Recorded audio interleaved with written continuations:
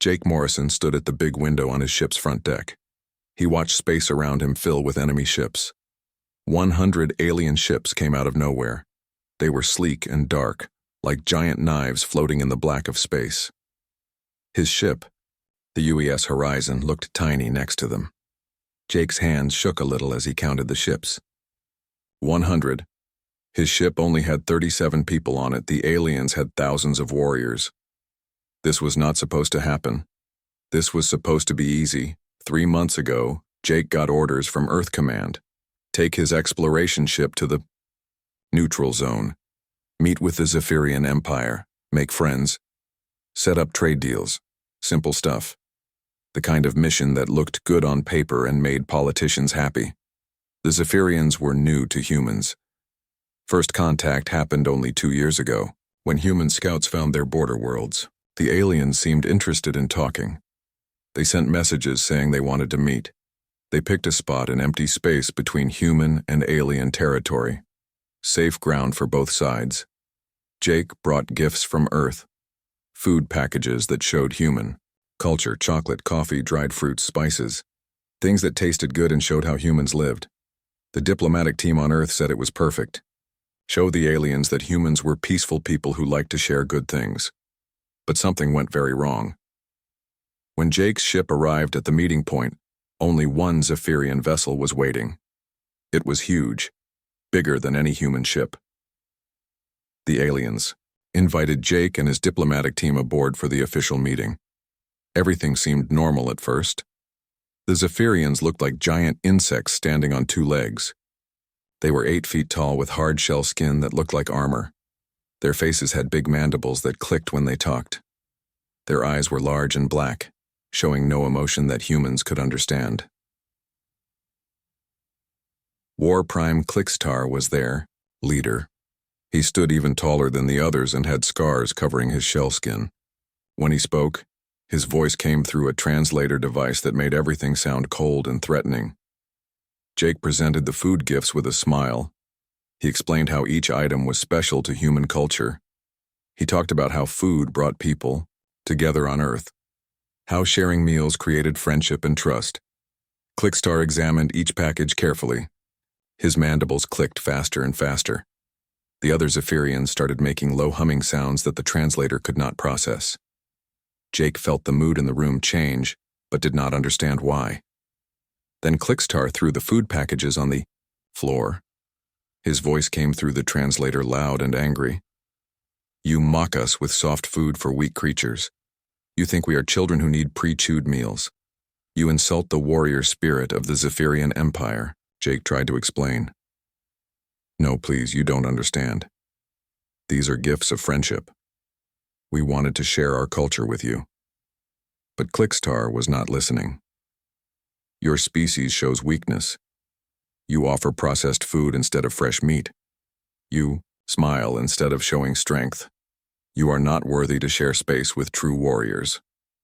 The diplomatic meeting fell apart in minutes. Jake and his team were escorted back to their ship, while Zephyrian warriors surrounded them. The aliens gave them 1 hour to prepare for combat or be destroyed where they floated. Back on his ship, Jake called an emergency meeting. His crew gathered in the main conference room. Everyone looked scared and confused.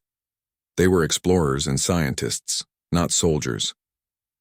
Lieutenant Amy Collins worked the communication systems. She was young and smart, fresh out of the academy. Commander, I'm picking up massive energy readings from the alien fleet. They're powering up weapons systems across all ships. Dr. Ben Parker, the mission's lead scientist, shook his head. This makes no sense. All our intelligence said the Zephyrians were open to diplomatic contact. Why are they treating our gifts as insults? Jake rubbed his forehead. He felt a headache coming on. Different cultures, different values. What means friendship to us means weakness to them. We prepared for the wrong kind of meeting. Chief Security Officer Lisa Martinez spoke up. Sir, we need to send a distress signal to Earth Command. Request immediate military support. The nearest human fleet is 6 weeks away, Jake replied. We'll be dead in an hour at this rate. Amy's voice cracked with stress. Commander, receiving another transmission from the Zephyrian flagship. War Prime Clickstar wants to speak with you again. Jake nodded. Put him through. Clickstar's image appeared on the main screen. Behind him, Jake could see dozens of Zephyrian warriors preparing weapons and armor. Human Commander, your species has shown disrespect to the Zephyrian Empire. This cannot stand without response. War Prime, please listen. We made a mistake. We didn't mean to insult you or your people. Let us fix this misunderstanding. There is one way to restore honor, Clickstar said. His mandibles clicked in what might have been amusement. Single combat. One of your warriors against 100 of ours. If your champion wins, you may leave in peace. If your champion loses, we destroy your ship and report to our empire that humans are too weak to deserve space travel. Jake felt his stomach drop. 1 human against 100 alien warriors. It was impossible. The Zephyrians were bred for fighting. They had natural armor, enhanced reflexes, and weapons that could cut through steel. No human could survive against even one of them, let alone 100. That's not fair combat, Jake said. 1 against 100 is murder, not battle. Your species chose weakness over strength. This is the price of weakness. You have 55 minutes to select your champion. If no one volunteers, we will choose randomly from your crew and begin the combat anyway. The transmission ended.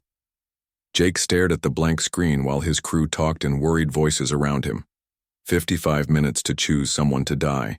55 minutes before someone from his ship would face certain death in an alien combat arena. He looked around the conference table at his people. Amy was barely 25 years old. Ben was a scientist who had never held a weapon. Lisa had security training but nothing that would prepare her for alien super warriors. The rest of his crew were engineers, technicians, and researchers. I'll do it, Jake said quietly. The room went silent. I'm the commander. This mission failed because of decisions I made. I should be the one to face the consequences. Sir, no, Lisa said. Let me do it. I have combat training, military background. It should be me. None of us have training for this, Jake replied, and I won't order anyone to die for my mistakes. Amy was crying now. There has to be another way we could run, try to escape. 1 ship against 100? We wouldn't make it past the first volley, Jake said. At least this way the rest of you might survive. Maybe the Zephyrians will honor their word and let the ship go. Dr. Parker leaned forward. Jake, think about this. If you die in their arena, what message does that send to Earth? What happens to future human expansion into space?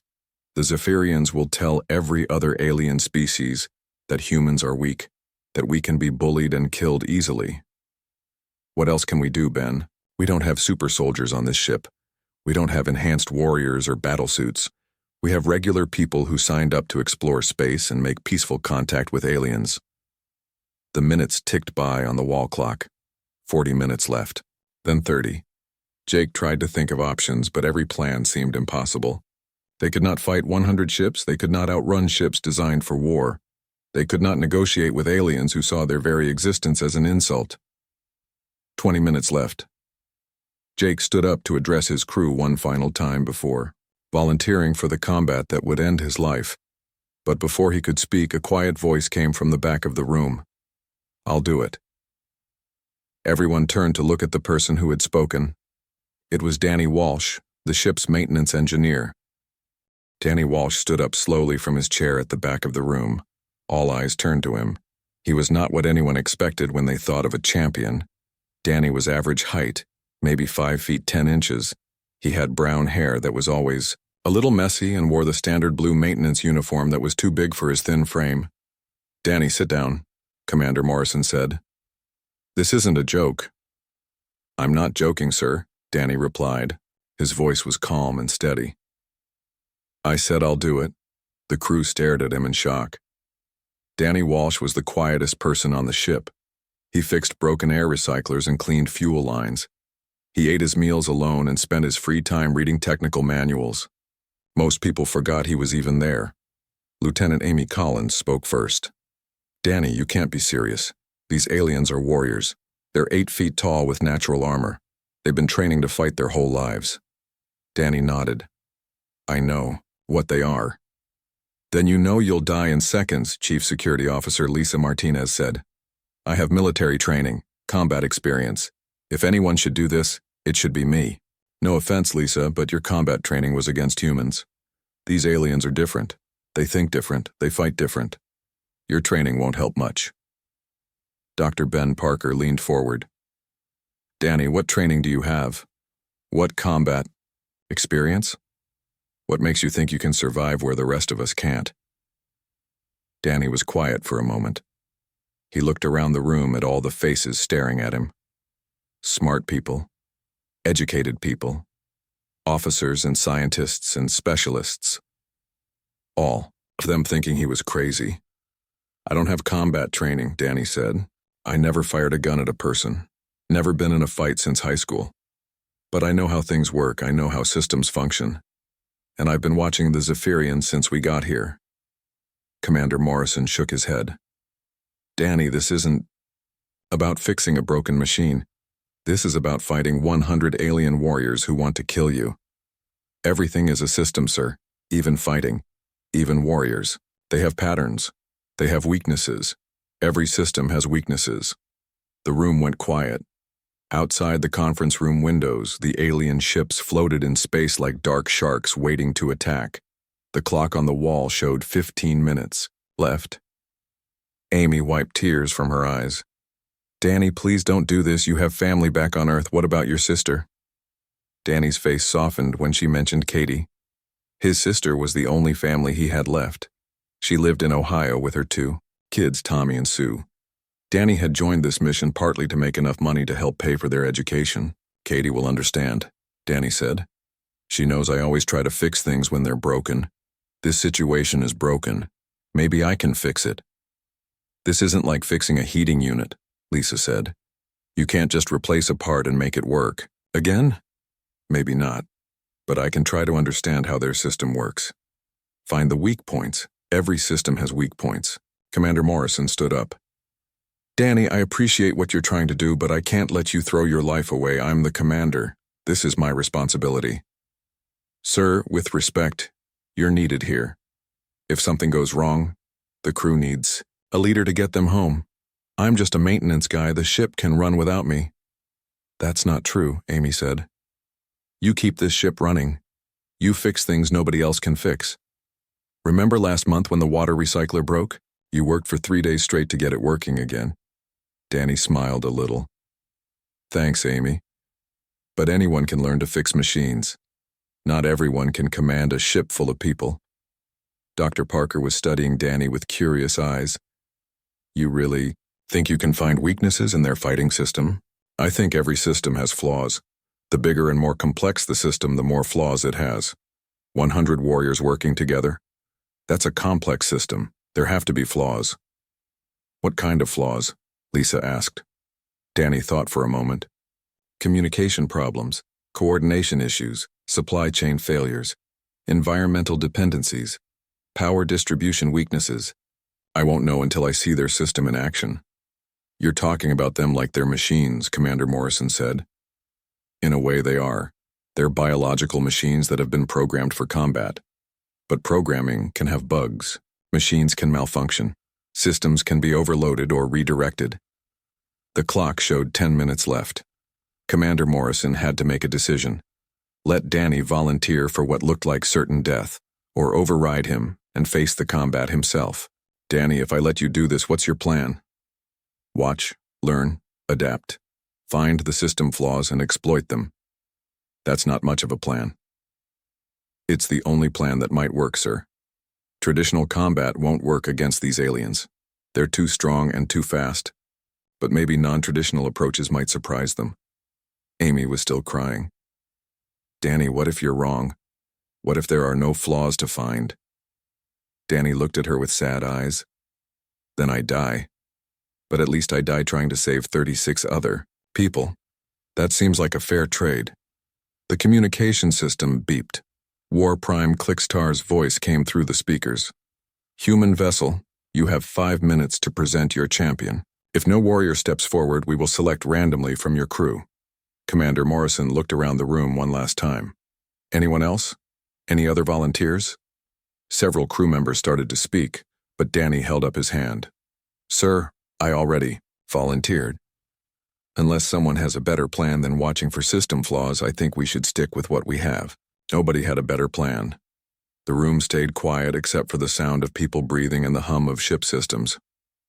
"All right, Danny," Commander Morrison said finally. "God help us all, but you're our champion." Danny nodded. "Thank you, sir. I'll need a few minutes to prepare." "What kind of preparation?" Lisa asked. "I want to review the technical scans we took of their ships. Look at their power systems, their atmospheric controls, their gravity generators. Understand their technology base." Dr. Parker looked confused. "Why does that matter for combat?" "Because combat doesn't happen in a vacuum. It happens in an environment. If I understand their environment, maybe I can use it." Danny spent the next 4 minutes in the ship's computer room, pulling up every scan and analysis they had done of the Zephyrian vessels. He studied their power distribution, patterns, their atmospheric composition, their structural materials. He memorized deck layouts and system placements. Amy came to find him with 1 minute left. "Danny, the transport ship is here to take you to their combat arena." Danny saved his files and stood up. He looked smaller than ever in his maintenance uniform.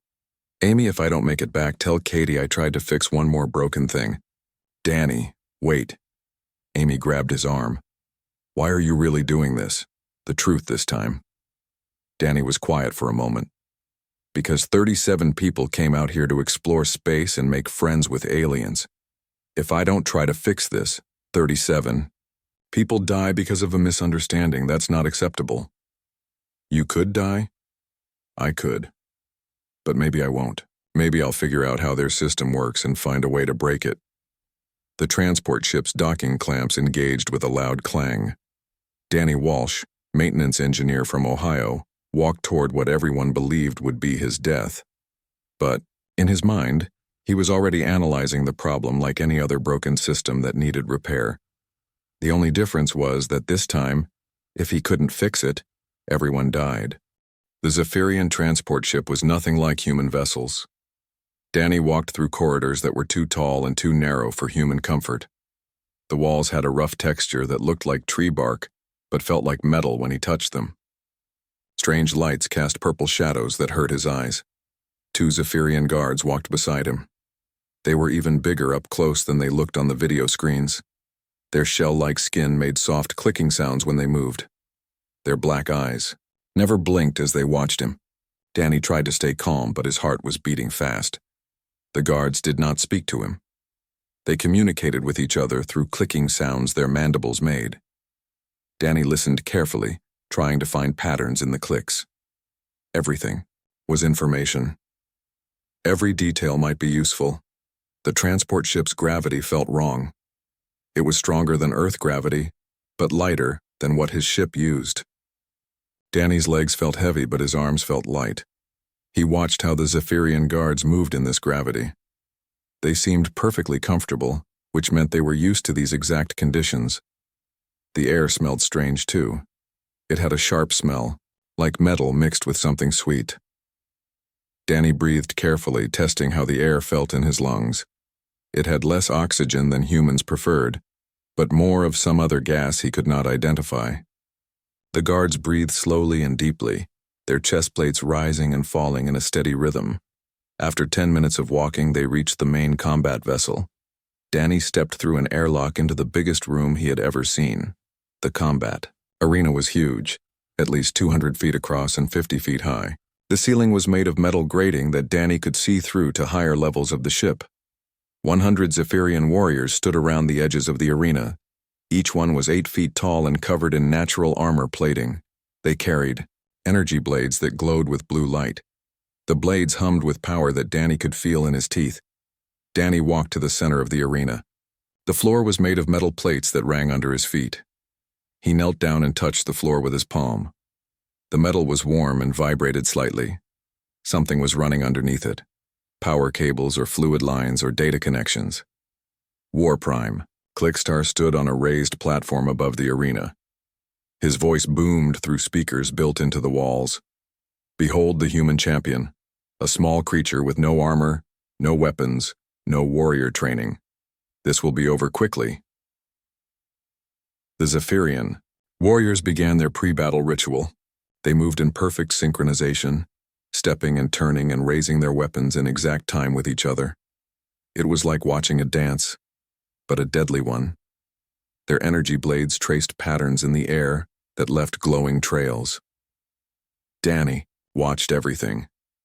He studied how they moved together, how they breathed together, how they clicked their mandibles in rhythm, 100 individual warriors acting as one single unit. It was impressive and terrifying at the same time. But Danny was thinking like an engineer.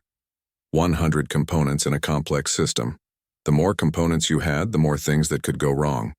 The more synchronization you needed, the more vulnerable you were to disruption. The warriors finished their ritual and formed a circle around Danny. They were close enough that he could smell them now. They smelled like machine oil and ozone, and something organic he could not name. Their breathing was loud in the sudden quiet. Danny looked up at the ceiling grating above him. Through the metal bars, he could see pipes and cables and ventilation ducts. The ship's life support systems were visible, running in neat lines across the upper levels. Air recycling, power distribution, gravity generation, atmospheric control. He looked at the walls of the arena. They had vents near the floor and near the ceiling. Air flowed through them in a pattern he could feel on his skin. The temperature was controlled, the humidity was managed, the air pressure was maintained. All by systems that had to be connected to the ship's main computers. War Prime Clickstar raised his arm. Let the combat begin. Show this human what happens to weak species who dare to insult the Zephyrian Empire. The warriors raised their energy blades. The weapons hummed louder, casting blue light across their armored faces. Danny could see his reflection in their black eyes. He looked small and helpless, surrounded by 100 alien killers. But Danny was not thinking about fighting. He was thinking about the ship around him, about the systems that kept it running, about the connections between the arena and the rest of the vessel, about the frequency of the humming weapons and how it might interact with other frequencies in the ship. The first 20 warriors stepped forward. They moved in perfect formation, their feet hitting the metal floor at exactly the same time. The sound echoed through the arena like thunder. More synchronization, more system behavior that could be analyzed and understood. Danny knelt down again and pressed both hands flat against the floor. He could feel vibrations running through the metal. The ship's engines, the power systems, the life support equipment, everything connected, everything running on precise frequencies and timing. He closed his eyes and listened. The hum of the energy weapons, the sound of the warriors breathing, the click of their mandibles, the whisper of air through the ventilation system, the deep vibration of the ship's power core. All of it created a complex pattern of sound and vibration. Human, why do you kneel? War Prime Clickstar called out. Do you beg for mercy? There is no mercy for the weak. Danny opened his eyes and stood up. He looked around at the 100 warriors surrounding him, each one ready to kill him in seconds. Each one part of a system that had worked perfectly for thousands of years. I'm not begging, Danny said. His voice was quiet, but it carried in the big room. I'm listening. The warriors clicked their mandibles in what might have been laughter.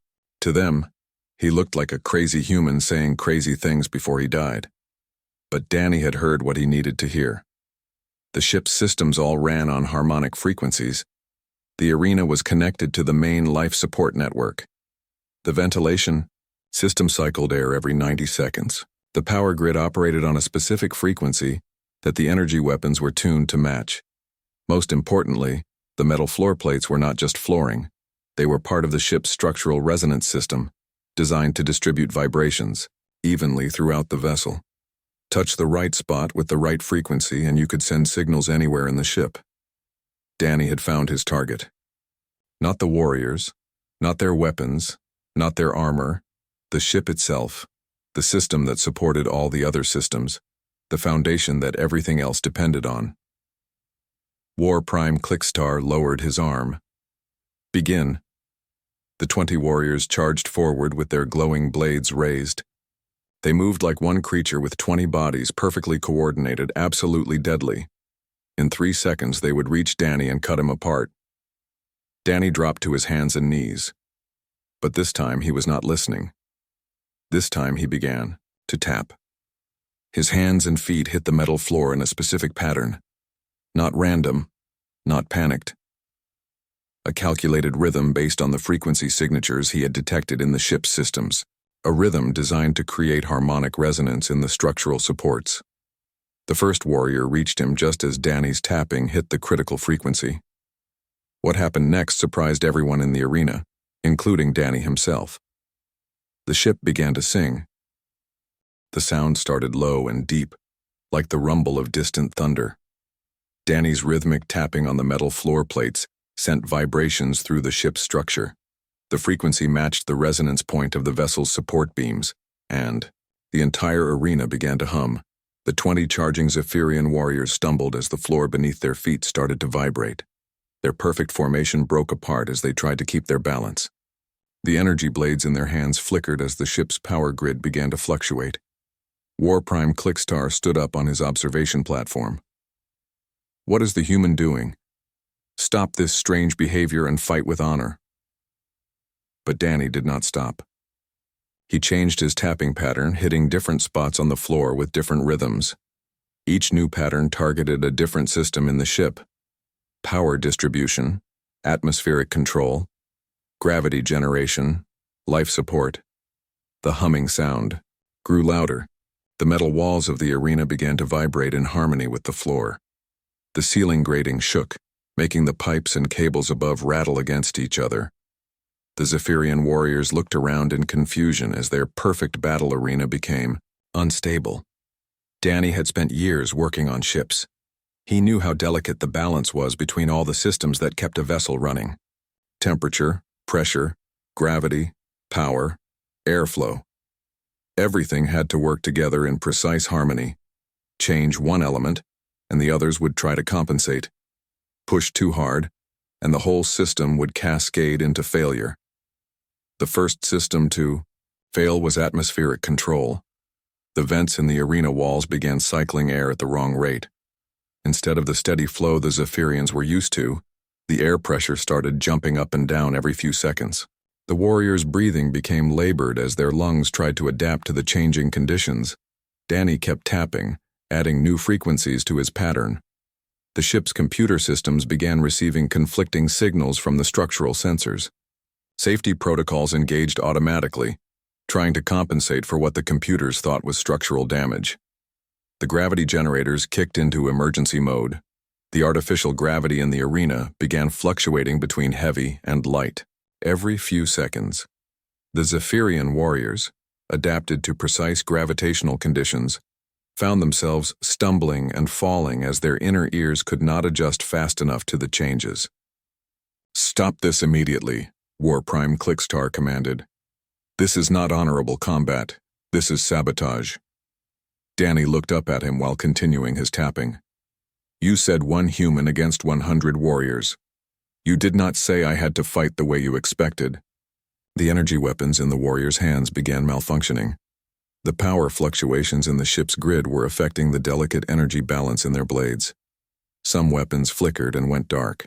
Others flared too bright and became too hot to hold.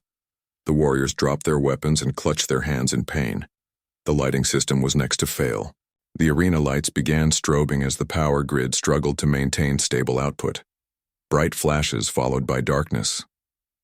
The Zephyrian warriors, who depended on steady light to coordinate their movements, became disoriented and confused. Danny modified his tapping pattern again.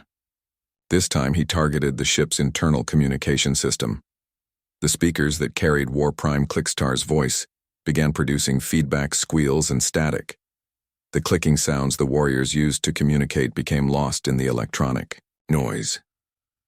50 of the 100 warriors were now on the ground, overwhelmed by the chaotic conditions. Their natural armor protected them from physical damage, but it could not protect them from seasickness caused by fluctuating gravity, or from the breathing problems caused by unstable air pressure. The remaining 50 warriors tried to advance, on Danny, but their coordination was completely broken. Some moved too fast in low gravity and crashed into the walls. Others moved too slow in high gravity and fell flat on their faces. Their perfect synchronization was destroyed by the unpredictable environment. Danny stood up and walked calmly through the chaos. The environmental changes affected him too, but his years of working in maintenance had taught him to function in unstable conditions. He had fixed systems during power failures, worked in zero gravity, and operated in emergency atmospheric conditions. This was just another day at work for him. War Prime Clickstar was shouting something, but his words were lost in the static from the failing communication system. The observation platform where he stood was shaking so hard that he had to hold on to the railings to avoid falling. Danny reached the nearest wall and found what he was looking for: an access panel for the ship's environmental controls. He pulled out a small tool from his maintenance uniform and opened the panel. Inside were manual override switches for all the major systems. The Zephyrian designers had built their ship to be controlled from the bridge, but they had included manual controls for emergencies. They probably never imagined that someone would use those controls as weapons. Danny started flipping switches. He turned off the artificial gravity completely. 50 Zephyrian warriors floated helplessly in the air, their heavy bodies not designed for zero-gravity movement. He adjusted the atmospheric mixture, reducing the oxygen content that the aliens needed while increasing gases that made them drowsy. The temperature controls were next. Danny raised the arena temperature by 20 degrees. The Zephyrian warriors, comfortable in their cooler climate, began overheating in their natural armor. Sweat made their shell-like skin slippery, and they could not grip their fallen weapons. "This is impossible," War Prime Clickstar managed to shout through the static. "One small human cannot defeat 100 trained warriors." "You're right," Danny called back. "One human cannot defeat 100 warriors. But one human who understands, your ship can turn your ship against your warriors." Danny found the control for the arena's magnetic field generators. Every ship had them to hold metal objects in place during combat maneuvers. He activated the generators at full power. The warriors' metal armor and weapons were suddenly pulled toward the walls with tremendous force. Warriors slammed into the metal surfaces and stuck there, unable to move. The few warriors who were still conscious and mobile tried to reach Danny, but he was ready for them. He activated the fire suppression system. Thick foam sprayed from nozzles in the ceiling, covering the arena floor in slippery white substance. The remaining warriors lost their footing and slid helplessly across the floor. In less than 4 minutes, all 100 Zephyrian warriors were defeated. Not killed, but completely unable to continue fighting. Some floated unconscious in zero gravity. Others were stuck to the walls by magnetic force. The rest lay on the floor, overcome by the heat, the bad air, and the disorienting conditions. Danny walked to the center of the arena where he had started. The foam came up to his ankles, but he managed to keep his balance. He looked up at War Prime Clickstar, who was staring down at him in complete shock. "Your environmental systems needed maintenance," Danny said. His voice carried clearly now that he had fixed the communication static. "You should probably upgrade your safety protocols too, and maybe install some manual overrides that cannot be accessed from inside the combat arena." War Prime Clickstar said nothing. Around the arena, his finest warriors lay defeated by their own ship's systems. The human had not thrown a single punch or fired a single weapon. He had simply understood their technology better than they did. Danny sat down on the foam-covered floor and waited. The battle was over, but he had no idea what would happen next. He had won according to the terms of the challenge, but he had done it in a way that no one had expected. Now he could only hope that the Zephyrians would honor their agreement and let his ship go home. The arena was silent except for the sound of Danny's breathing and the hum of ship systems slowly returning to normal. 100 Zephyrian warriors lay scattered across the foam-covered floor, defeated not by weapons or violence, but by their own technology turned against them. Danny stood up slowly, his maintenance uniform soaked with fire suppression foam. He looked around at the fallen warriors. Some were still unconscious from the atmospheric changes. Others were awake but too weak to move after the environmental chaos their bodies had endured. None of them looked like the fierce fighters who had entered the arena just minutes before. War Prime. Clickstar remained on his observation platform, gripping the railings with his large hands. His black eyes stared down at Danny with an expression the human could not read. For a long moment, neither of them spoke. Finally, Clickstar activated the communication system. His voice came through clearly now that Danny had fixed the static problems. Human engineer Danny Walsh, you have defeated 100 of our finest warriors in single combat.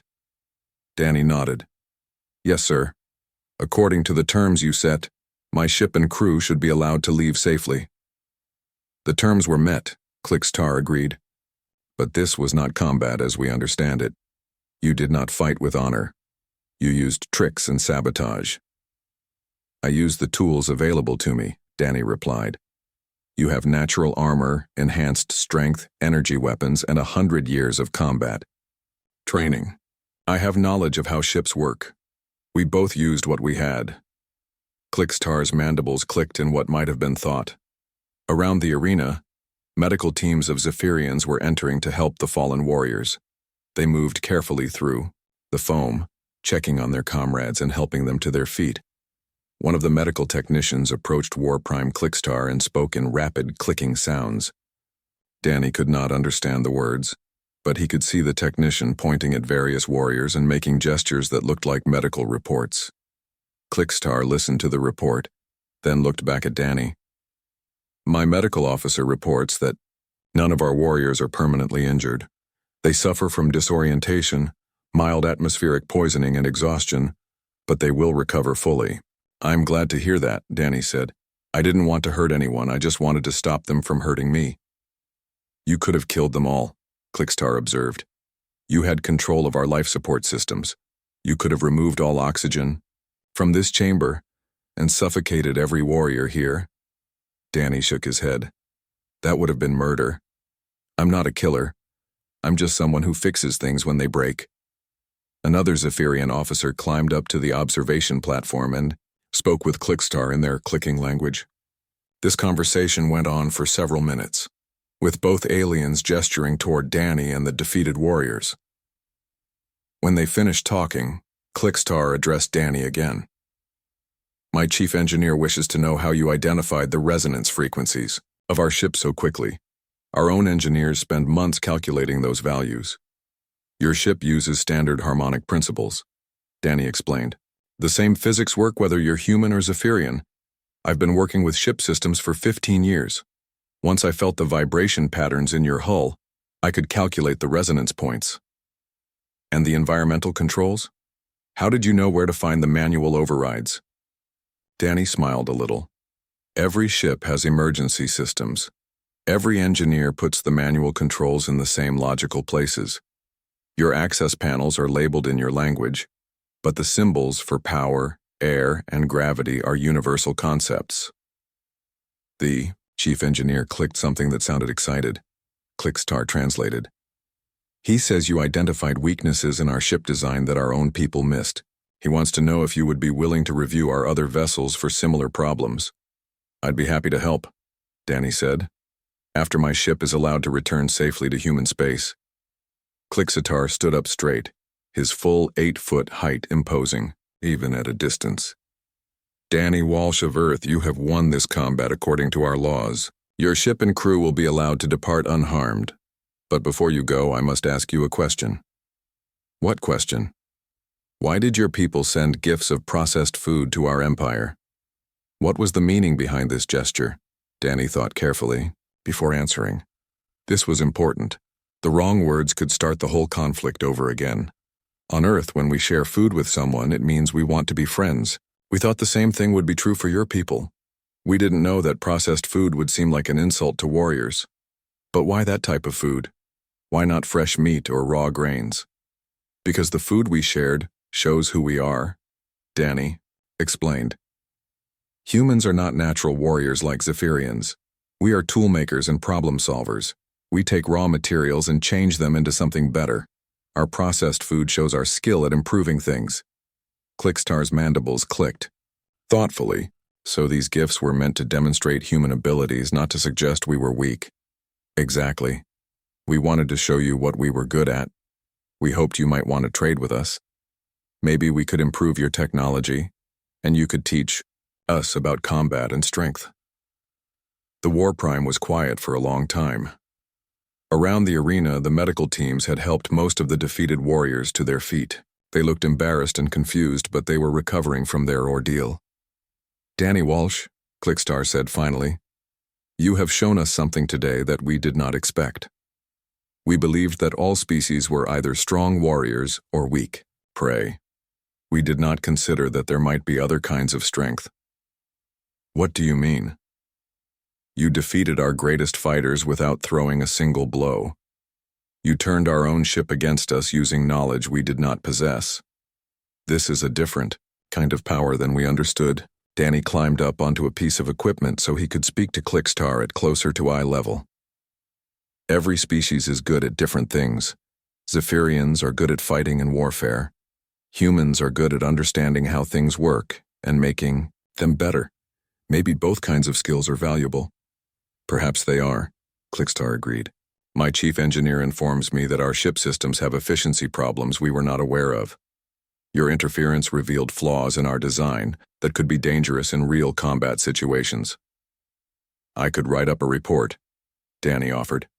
"Suggest some improvements that would make your ships more stable." "That would be acceptable." One of the recovered warriors approached the observation platform. He was still unsteady on his feet, but he managed to speak clearly. "War Prime, this human's victory was not through strength of arm, but it was a victory nonetheless. He faced impossible odds and found a way to survive. Is this not worthy of respect?" Clickstar looked down at his warrior, then back at Danny. "What is your opinion, Warrior Vectal?" "I believe this human showed a different kind of courage today. He faced death to save his people, just as any warrior would. The method was unusual, but the bravery was real." Other warriors began to speak up, agreeing with Vectal.